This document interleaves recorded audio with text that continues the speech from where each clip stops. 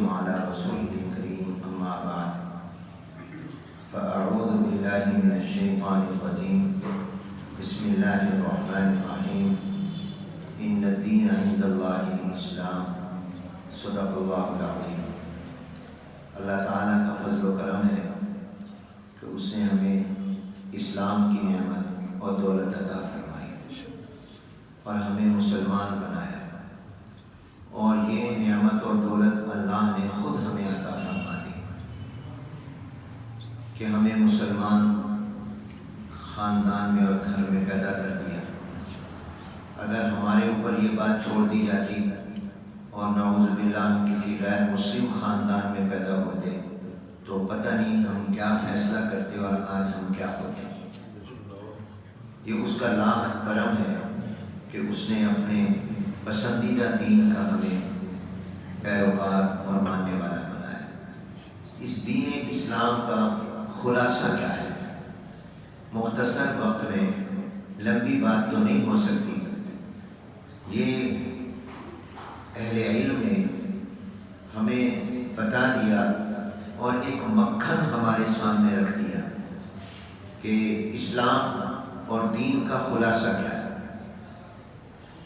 تو فرمایا کہ ایک عالم دین اور بزرگ نے کہ پورے دین اسلام کا خلاصہ دو چیزیں،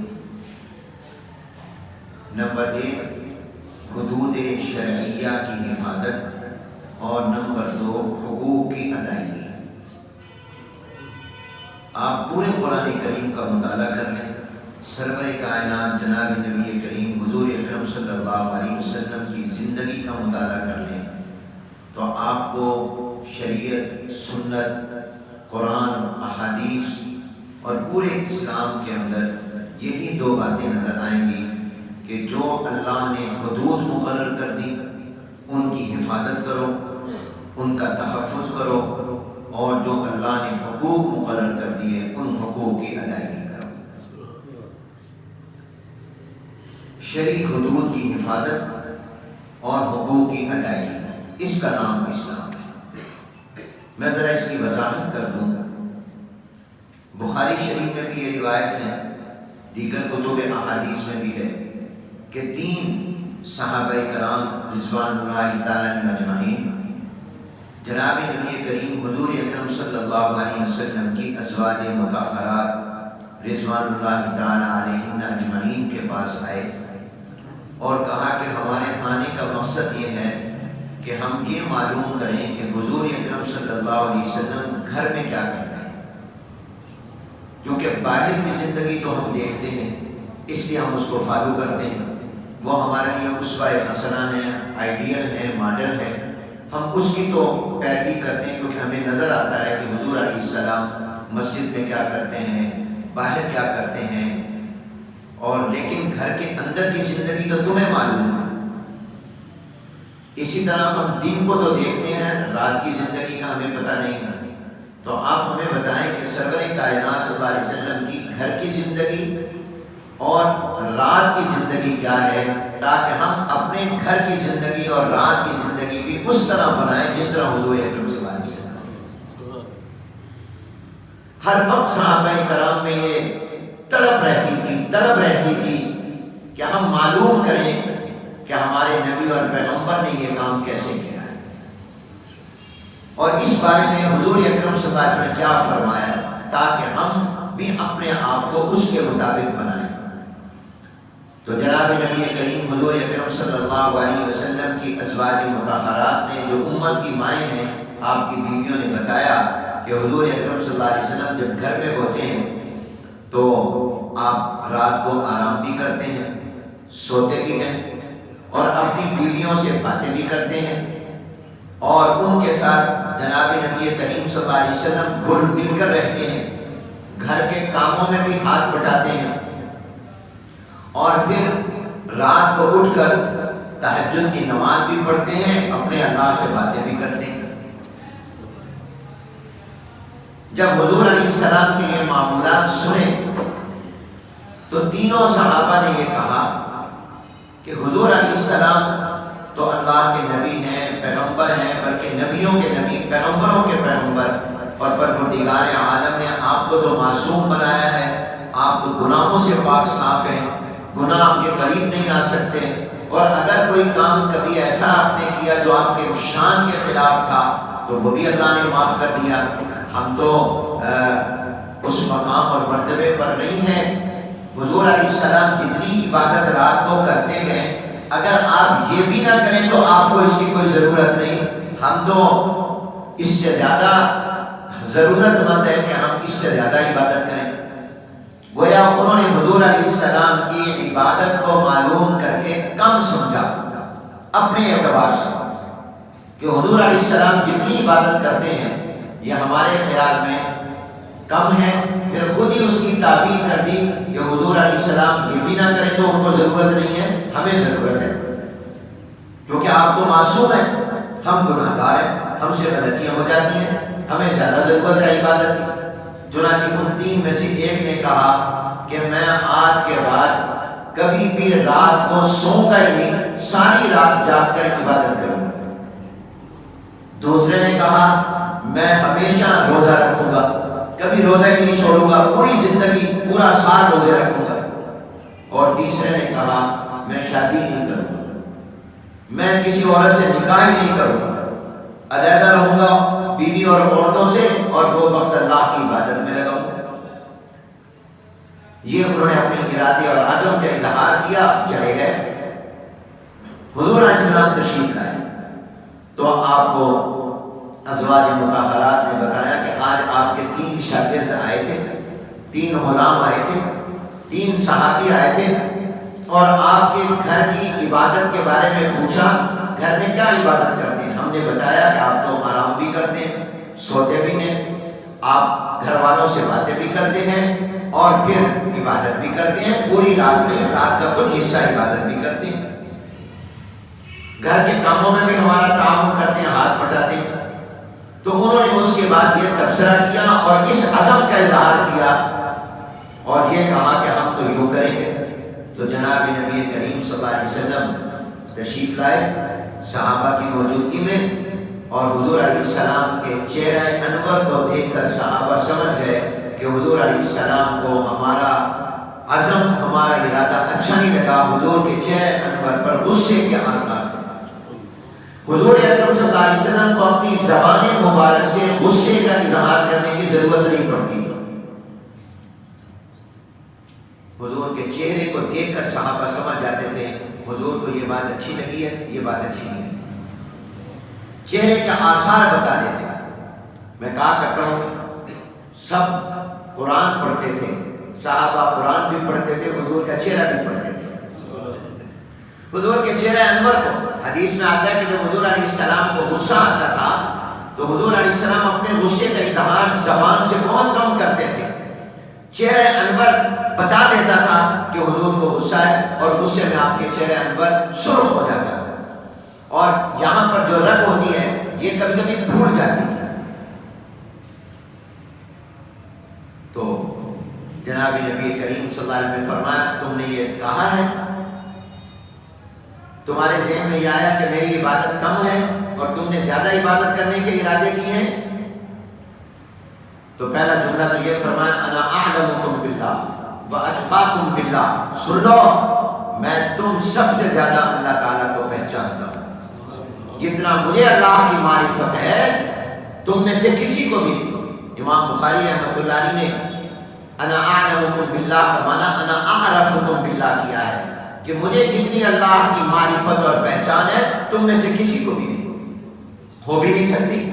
جتنا اللہ کو جناب نبی کریم صلی اللہ علیہ وسلم جانتے ہیں، میں اور آپ اس کے قریب بھی نہیں پہنچ سکتے۔ وہ تو ثم دنا فتدلی فکان قاب قوسین او ادنی کے مقام سے ہو کر آئے ہیں۔ تو فرمایا جب میں تم سے زیادہ اللہ کو جانتا اور پہچانتا ہوں تو پھر بتاؤ عبادت کرنا کی ایک وجہ ہوتی ہے معرفت، اگر تمہیں اللہ کی معرفت زیادہ ہوتی تو تمہاری عبادت زیادہ ہوتی، جب میں تم سے زیادہ اللہ کو جانتا ہوں تو اس کا مطلب یہ ہے کہ میری عبادت زیادہ ہوگی۔ عبادت کے لیے 2 چیزیں ضروری ہیں، علم اور اللہ کا ڈر اور خوف۔ پھر اگلا جملہ فرمایا میں تم سب سے زیادہ اللہ سے ڈرتا ہوں۔ جب میرے دل میں اللہ کا خوف بھی زیادہ ہے تو اللہ کی عبادت بھی میں زیادہ کروں گا، اور اللہ کو پہچانتا بھی میں زیادہ ہوں تو میری عبادت تم سے زیادہ ہوگی۔ تم نے یہ بات کیسے کہہ دی؟ پھر فرمایا میں سوتا بھی ہوں اور میں جاگ کر اللہ کی عبادت بھی کرتا ہوں، میں روزہ بھی رکھتا ہوں اور روزہ چھوڑتا بھی ہوں، کبھی رکھتا ہوں کبھی نہیں رکھتا۔ سبحان اللہ، کیا زندگی ہے! امت کے لیے آسانی بتائی حضور علیہ السلام نے۔ حضور اکرم صلی اللہ علیہ وسلم ایسا بھی فرماتے تھے کہ مہینے میں آپ نے صرف 3 روزے رکھے، چاند راتوں والے، جب چاند 13ویں 14ویں 15ویں کا روزہ، ایام 20 جن کو کہتے ہیں، ان دنوں کے روزے حضور نے رکھے۔ کبھی حضور علیہ السلام کی عادت مبارکہ تھی ہفتہ اتوار پیر روزہ رکھتے تھے، کبھی حضور علیہ السلام منگل بدھ جمعرات روزہ رکھتے تھے، کبھی بدھ جمعرات جمعہ روزہ رکھتے تھے۔ پورے مہینے کے روزے حضور علیہ السلام نے سوائے رمضان مبارک کے نہیں رکھے۔ رمضان مبارک کے علاوہ کسی مہینے میں سب سے زیادہ روزے رکھے ہیں تو رمضان سے پہلے والا مہینہ شعبان کے رکھے، جس میں شب برات آتی ہے، اور وہ اس لیے کہ تاکہ بتایا جائے کہ اللہ تو روزے رمضان کے فرض کرے گا، ہم پہلے سے تیار ہیں، مشق کر رہے ہیں، ہم پہلے سے اس کی ٹریننگ کر رہے ہیں اور ہم تیار ہیں روزے رکھنے کے لیے۔ اس کے علاوہ کسی مہینے میں سب سے پورا مہینہ صرف رمضان کے روزے رکھے، رمضان کے علاوہ سب سے زیادہ روزے کسی مہینے میں رکھے شعبان، ورنہ عام معمول اور روٹین مبارک حضور علیہ السلام کی مہینے میں 3 روزے رکھنے، کبھی زیادہ رکھیے۔ تہجد کی نماز حضور علیہ السلام نے 2 رکعت بھی پڑھی، 4 رکعت بھی پڑھی، 6 رکعت بھی پڑھی، 8 رکعت بھی پڑھی ہے اور 12 رکعتیں بھی پڑھی ہیں، تاکہ سہولت پیدا ہو جائے۔ جو تہجد کی 2 رکعتیں پڑھے اس کے دل میں نہ آئے کہ میں نے حضور کی سنت پر عمل نہیں کیا، حضور نے 2 بھی پڑھ لی تاکہ اس کو حوصلہ ہو کہ میرے نبی نے بھی تو 2 رکعتیں پڑھی ہیں۔ زیادہ تر تہجد کی 8 رکعتیں پڑھی، ورنہ آپ نے 2 بھی پڑھی، 4 بھی پڑھی، 6 بھی پڑھی، 8 بھی پڑھی، 12 بھی پڑھی۔ تو جناب نبی کریم صلی اللہ علیہ وسلم نے فرمایا ان صحابہ، جن میں سے ایک نے کہا میں ہمیشہ روزہ رکھوں گا، کبھی نہیں چھوڑوں گا، ایک نے کہا ساری رات جاگوں گا، سوؤں گا نہیں، عبادت کروں گا، تیسرے نے کہا شادی نہیں کروں گا۔ حضور علیہ السلام نے فرمایا میں روزہ رکھتا بھی ہوں اور نہیں بھی رکھتا، کبھی رکھتا ہوں کبھی چھوڑتا ہوں، اور فرمایا میں رات کو سوتا بھی ہوں، عبادت بھی کرتا ہوں، اور میں نکاح بھی کرتا ہوں، شادیاں بھی کرتا ہوں۔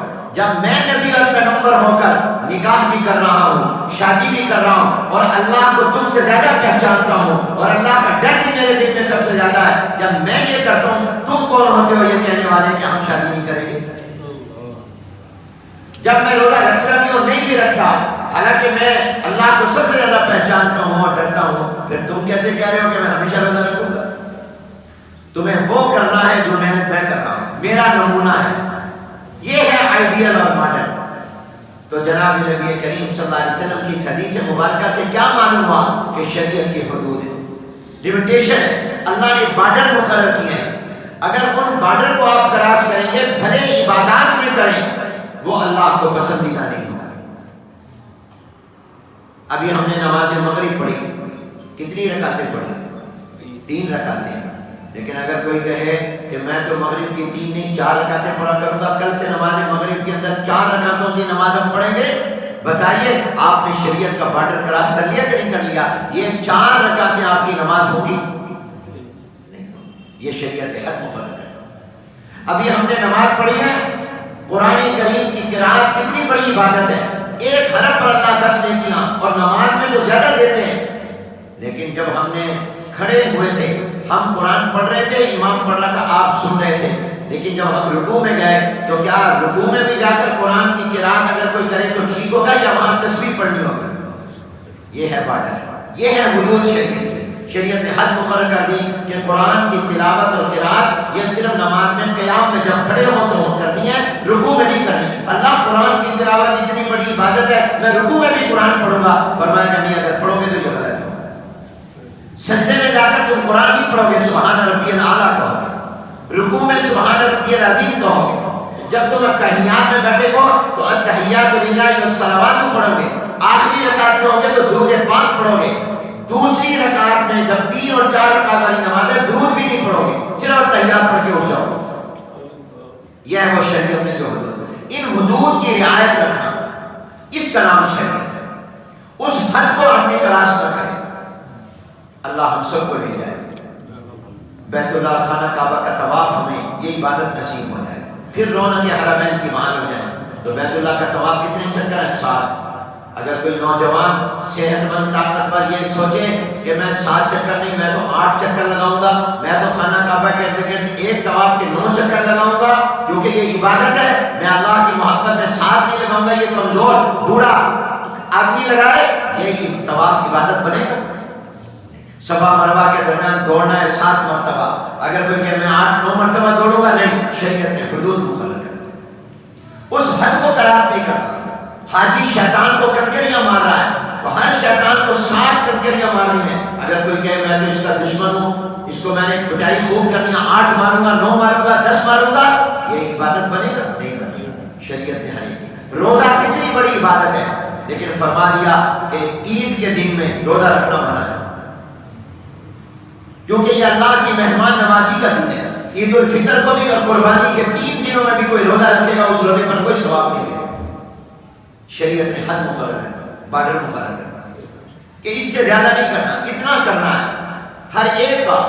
حضور نے فرمایا سویا بھی کرو، تمہاری آنکھوں کا تم پر حق ہے، تمہارے جسم کا تمہارے اوپر حق ہے۔ کیا پیغمبر اللہ نے ہمیں عطا فرمایا؟ فرمایا بیویوں کا تم پر حق ہے، تمہاری اولاد کا تم پر حق ہے۔ جناب نبی کریم صلی اللہ علیہ وسلم کی عادت مبارکہ تھی، کیونکہ آپ کے نکاح میں 4 سے بھی زیادہ بیویاں، یا آپ کی خصوصیت تھی، حضور علیہ السلام کی 11 بیویاں تھیں۔ حضور علیہ السلام باری مقرر کی ہوئی تھی، انصاف، ہر بیوی کے پاس جو جتنا وقت طے تھا رات، اتنا ہر ایک کے پاس 1 رات یا 2 راتیں جیسے طے اس طرح کرتے تھے، مگر ڈیلی یومیہ ہر بیوی کے گھر میں جاتے تھے، پوچھتے تھے کوئی ضرورت ہو، کوئی سامان منگوانا ہو تو مجھے بتاؤ۔ حضور علیہ السلام نے بیوی کے ساتھ ریس لگائی ہے، حضرت عائشہ رضی اللہ تعالیٰ عنہ کے ساتھ روایتوں میں آتے 2 مرتبہ حضور نے دوڑ لگائی ہے، مگر وہ دوڑ وہاں لگائی جہاں کوئی دیکھ نہیں رہا تھا۔ اس سے کہتی ہے ریس جو لگتی ہے وہ ٹھیک ہے مردوں عورتوں کو، حضور نے لگائی نہیں، آپ نے باہر مدینے سے باہر نکل کر کوئی نہیں دیکھ رہا، حضرت عائشہ کو کہا آؤ ہم دوڑ لگاتے۔ حضور کسٹن تھوڑا پیچھے رہ گئے، حضرت عائشہ آگے نکل گئی، حضرت عائشہ نے کہا میں آگے نکل گئی، یہ حضور خوش طبعی اور دل لگی کر رہے ہیں۔ پھر حضور نے فرمایا مرتبہ صلی اللہ علیہ وسلم آؤ عائشہ دوڑ لگاتے ہیں، تو حضرت عائشہ کا جسم ذرا بھاری ہو چکا تھا تو حضور آگے نکل گئے۔ اب حضور نے دل رکھنے کے لیے فرمایا بھئی ادلا بدلا ہو گیا، دل کا بھی دل کا، ایک دفعہ تم آگے نکل گئی تھی، ایک دفعہ ہم آگے نکل گئے۔ حضور علیہ السلام دل لگی خوش طبعی اپنی ازواج مطہرات کے ساتھ کرتے تھے، رات کو آتے تھے، واقعات کس سے آتے ہیں جو رسول اللہ ان کو سناتے اور سنتے تھے۔ تو آپ نے فرمایا بیوی کا حق ہے، اولاد کا حق ہے، تو آپ علیہ السلام نے حقوق بھی بتائے اور حدود بھی بتائے، حد بھی کہ یہ بارڈر ہے، اس کو کرا۔ نماز کتنی بڑی عبادت ہے، مگر 3 وقتوں میں نماز پڑھنا منع ہے، جب سورج نکل رہا ہو، جب دوپہر کو ڈھل رہا ہو، جب غروب ہو رہا ہو۔ اب کتنی بڑی عبادت نماز ہے، لیکن شریعت نے حد مقرر کر دی کہ ان 3 وقتوں میں نماز نہیں پڑھنی، اس کو حدود کہتے ہیں۔ اسی طرح حلال حرام یہ بھی شریعت نے حدود مقرر کر دی، کیا حلال ہے کیا حرام ہے۔ آپ کے لیے دودھ، آپ کے لیے پانی، آپ کے لیے جائز مشروبات حلال ہے، شراب حرام ہے۔ اب اگر کوئی یہ کہے کہ نہیں میں نے تو شراب بھی پینی ہے تو یہ شریعت کے خلاف ہوگا۔ کیوں؟ شریعت نے جو حد مقرر کر دیا آپ کو اس حد کے اندر رہنا۔ کاروبار کرے، تجارت کرے، مگر سود کی بنیاد پر کاروبار نہ کرے، سودی کاروبار حرام ہے، سود کا لینا دینا حرام ہے، یہ شریعت نے بارڈر مقرر کر، حد مقرر کر۔ کاروبار کرو مگر سود کے ساتھ دینا۔ ان حلال حرام میں بھی حدود ہے۔ یہی تو ہمارا اور آج مغرب کا اور ویسٹ کا اختلاف ہے کہ مغربی نقطۂ نظر اور مغربی فکر یہ ہے کہ کوئی پابندی نہیں، انسان آزاد ہے، جو چاہے وہ کرے، اس کے دل میں آئے۔ اس لیے اس کا دل چاہے تو وہ بغیر شادی کے زندگی گزار لے، مرد عورت کے ساتھ، عورت مرد کے ساتھ شادی کے بغیر رہے، اس کا دین چاہے تو مرد مرد کے ساتھ شادی کر لے، عورت عورت کے ساتھ کر لے۔ یہ وہ بارڈر کراس کرنا ہے، شریعت نکالی بارڈر ہے۔ چند عورتیں ایسی ہیں جن کے ساتھ تمہارا کبھی نکاح نہیں ہو سکتا، ہمیشہ کے لیے حرام ہے۔ ماں سے نہیں ہو سکتا، بہن سے نہیں ہو سکتا، پھوپھی سے نہیں ہو سکتا، بھانجی بھتیجی پوتی نواسی، یہ بارڈر مقرر کرتا ہے، ان سے نکاح نہیں ہو سکتا۔ جن عورتوں کے ساتھ نکاح جائز ہے ان کے ساتھ میں تمہارا تعلق نکاح کے ساتھ تو جائز ہے، بغیر نکاح کے نہیں۔ یہ بارڈر ہے۔